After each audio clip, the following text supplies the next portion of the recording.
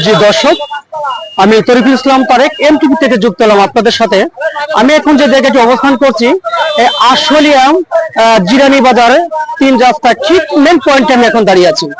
আমি একটু আপনাদের দেখানোর চেষ্টা করব যে আমতলা গোয়ালবাড়ি যে রোডের পরিস্থিতি, সেটা একটু আপনাদের আমি দেখানোর চেষ্টা করব যে এখানে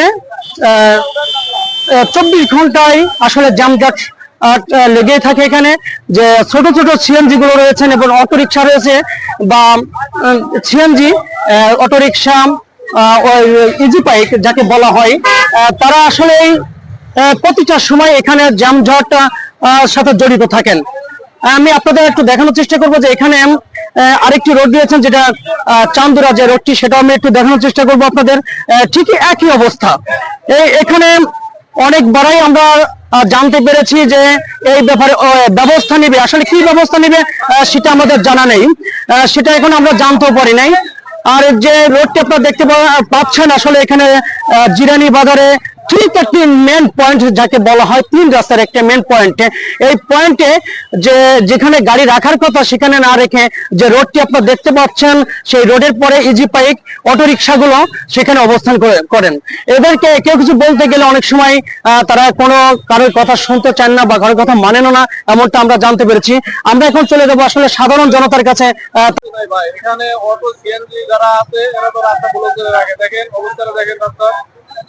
এই যে রাস্তা চলাচল করা যায় না, আমরা তো অলরেডি আসি, প্রত্যেক দিন আসি, কিন্তু এরকম ঘন্টার পর ঘন্টা বই দেখতে গাড়ি নেওয়া হবে সব সময় ধরে এরকম।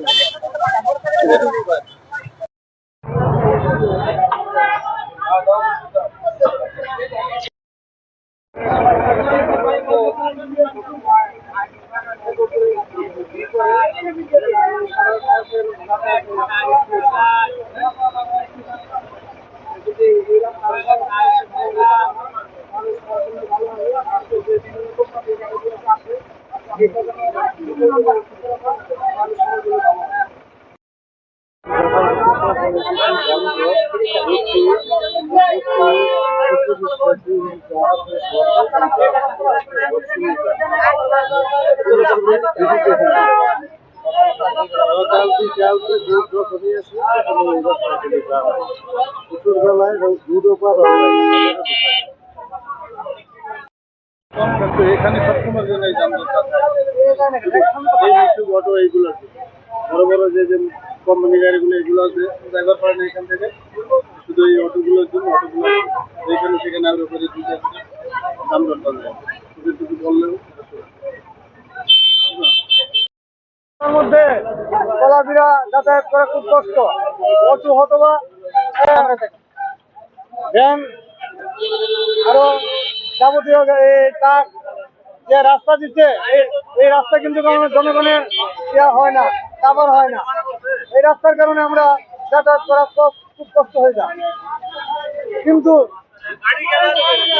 এই গাড়িওয়ালা অনেকে অভিযোগ করতেছে